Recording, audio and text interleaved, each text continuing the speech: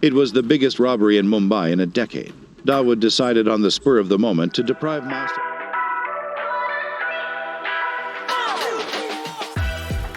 Yo, what's up? What's happening? It's your girl Ladi-Ann. Welcome back to another video. You know what's up, you know what's popping.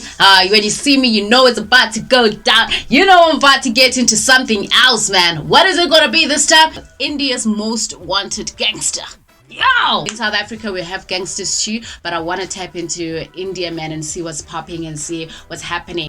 We're going to be looking into Dawood Ibrahim. This is the most wanted man, the most wanted gangster in India. Yo! And this was published in February of 2022. So I'm curious to be getting into this, man, and seeing what's popping in this. Yo, you know what to do, man. Just click your sub, click your like button. Let's get into this. Come on. Having a dozen aliases and several phony passports while also being on India's and Interpol's most wanted lists. This man is one of the biggest drug smugglers India has ever produced.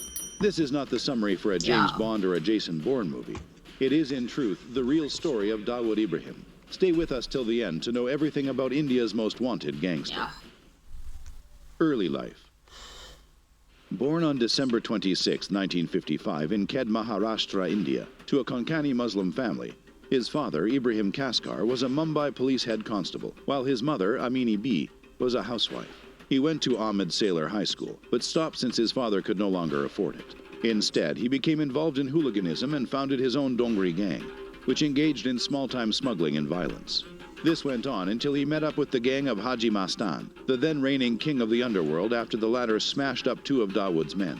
There was no turning back after that. In the 1970s, Dawood and his brother, Shabir Ibrahim Kaskar, founded the D Company, or Dawood Company, which was involved in every crime possible, from terrorism, murder, extortion, targeted killings, drug trafficking, and a variety of others. Dawood committed his first significant crime on December 4, 1974. He had supplanted one Bashu Dada as king of Dongri by this time, and he was surrounded by a bunch of equally obedient followers who were willing to go to any length to prove their devotion to him. Dawood's Ratnagiri relatives and his friends and strongmen were among them, each with his own set of skills. The gang had already begun causing problems for the Pathans and Haji Mastan's gang, while establishing themselves as a reliable smuggling ring. Biggest robbery of the decade. Haji Mastan Mirza hired Parthans to beat up... Yo, first of all, man, how do people even get into that and be obedient to that, man? Start believing all of that, man, and actually following the person that's doing all of that. Yo, I guess if nobody's hurting your family and you're benefiting from it, you just feel like you don't want to be involved. Yo, this is sad, man. Two of the close cousins of Dawood. And when Dawood found that Mastan was behind this, he was filled with rage and vengeance. No one knew the reason behind Mastan's action, but it was clear that he had crossed into Dawood's territory. Dawood wished to exact revenge on Mastan, whom he believed had amassed enough fame by smuggling gold and silver. To exact vengeance, Dawood planned to act on a report that the courier would be transporting $200,000 belonging to Haji Mastan from Masjid Bundur to his Malabar Hill residence. With 8 boys carrying country-made revolvers and iron rods, he intended to accost the taxi in which the money was being transferred. Sher Khan and Syed Sultan, a towering bodybuilder who had achieved the titles of Mr. Bombay, Mr. Maharashtra, and Mr. India, were two of his major helpers on this mission. The next day after the successful mission, Dawood discovered that the money belonged to the Metropolitan Bank, not Haji Mastan. It was the biggest robbery in Mumbai in a decade. Dawood decided on the spur of the moment to deprive Mastan of this much of his hard-earned money as retaliation for the unjustified beatings and torture inflicted on 2 of his cousins. This was a matter of prestige for the Dongri youth, who felt obligated to avenge their comrades' beatings. Meanwhile, his father, Ibrahim Kaskar, a crime branch police constable at the time, was sent to a team tasked with apprehending the gang that had robbed the Metropolitan Bank of an enormous sum of money. To his surprise, he learned that his second son, Dawood, was the mastermind behind everything. What do you do? Yo, y'all gotta tell me, what do? You find that your own son, man, is behind all the biggest crimes in India, man. The most wanted man. What do you do, man? Yo, do you arrest your own child, or do you just leave him and say, yo, go and stop what you're doing? Because this is, yo! He dragged Dawood back to his house and beat him with a belt, then took him to the police station and made him confess his crimes. Even though the police station had filed a robbery charge against Dawood and his company of 8, top crime branch officers gave him the option to assist them in bringing down the Pathan gang in Bombay. which he gladly accepted. D Company, or Dawood's group, was already involved in smuggling and gang violence at this point. The coming of age. Yeah. When Dawood's brother, Shabir Kaskar, was assassinated by the Pathans, he waged one of the bloodiest gang battles ever and dethroned them. He also ordered the assassination of Samad Khan, the nephew of rival gang leader Karim Lala, in 1986. Haji Mastan had abandoned the criminal underworld for politics by this time. By 1988, Dawood Ibrahim was the undisputed leader of the Bombay Mafia, with D Company as the main gang. For the following 15 years, the prosecution against Dawood in the Metropolitan robbery dragged on. Except for Sher Singh, Saeed Sultan, and Dawood, all gang members were acquitted by a trial court in 1989. In 1992, the police appealed to the High Court and the Supreme Court, which issued a non-bailable arrest order for Dawood. The Babri Masjid demolition in December 1992 and the accompanying deadly communal riots that murdered hundreds of Muslims was D Company's first step into terrorism. After being looked down upon on behalf of Muslims while also being under pressure from Pakistan's ISI to smuggle bombs and arms into India in exchange for access to Pakistan's water for smuggling purposes, D Company financed and carried out a series of bomb attacks across Mumbai on March 12, 1993, killing 257 people and injuring over 700 more. The exile.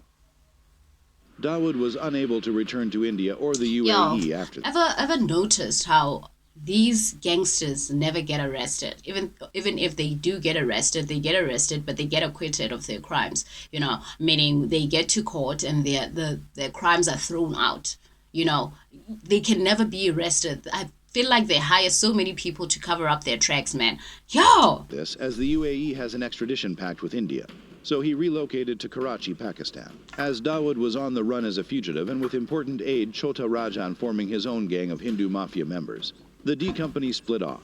According to some Indian and Russian intelligence reports, D Company even gave a boat and weapons to the 10 terrorists who entered Mumbai by sea on November 26, 2008, and who were involved in Mumbai bombings, murdering 173 people in the process. Yeah. One of the richest. Not the According to richest. Forbes, Dawood Ibrahim is one of the world's wealthiest and most dangerous gangsters of all time, with a net worth of almost $7 billion.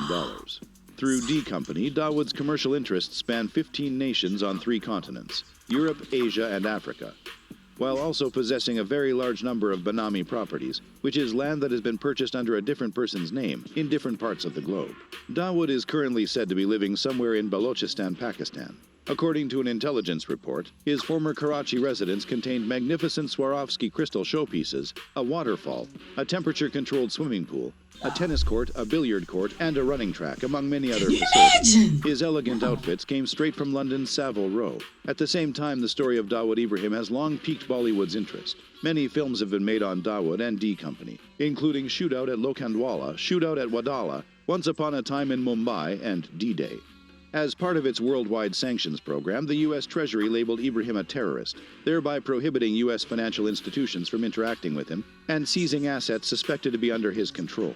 In addition, the Treasury Department maintains a data page on Ibrahim that includes reports of his gang sharing and using smuggling routes from South Asia, the Middle East, and Africa with terrorist organization Al-Qaeda. Ibrahim's gang is also reported to be involved in large-scale drug shipments in the United Kingdom and Western Europe. Yo, how does one come to have so much power, man? Yo, when they got to block his credibility, telling the US that he's a terrorist so that they don't communicate or rather have any business with him. Yo, he's still growing. How does this happen? He still has entrances to all the countries, all the huge countries, man. Smuggling drugs, smuggling people as well. You know, human trafficking as well. Doing all those things in other countries. But, yo, does he use people's names to do that? Yeah. I don't know, but yo. It has been a long time since Dawood's last appearance in public. Despite his disappearance, Mr. Ibrahim's numerous commercial ventures continue to thrive. Despite not having set foot in India in over a quarter century, he still leads India's largest criminal organization, which is a credit to both his economic skill and the loyalty he inspires. After abandoning his homeland after being charged with murder in 1984, he spent the following 2 decades in Dubai living a high life. However, the dramatic assassination of one of his accomplices in the lobby of Dubai's upscale Indian club in 2003 proved to be the final straw for Emirati authorities. Dubai, already under international pressure to act... Yeah, you're charged for murder. and you're living the most luxurious life of anyone in the world. You are the richest man. Yeah. Against a high-ranking criminal with ties to terrorism, quietly recommended to Mr. Ibrahim that it was time for him to leave his lavish lifestyle in the Gulf. Nothing has happened since then. Ibrahim was also not present at the reception of his daughter's wedding to the son of Dawood Ibrahim, the legendary former captain of the Pakistan national cricket team at Dubai's Hyatt Hotel. For high society from all across the Arabian Sea, this was the celebrity event of the decade. Despite the presence of dozens of photographers, undercover journalists, and a busload of international intelligence officers, Dawood was nowhere to be seen. For his alleged role in the 1993 Bombay bombings, India and the United States designated him as a global terrorist in 2003, and a $25 million bounty was placed on his head. In addition, the U.S. Federal Bureau of Investigation and Forbes ranked him third among the world's 10 most wanted fugitives in 2011, although he has since been removed from both lists. To escape FATF sanctions, the Pakistani government added Dawood and 87 others to the sanction list, though the Pakistani government rejects its involvement with one of the most wanted gangsters in the world. The booming business.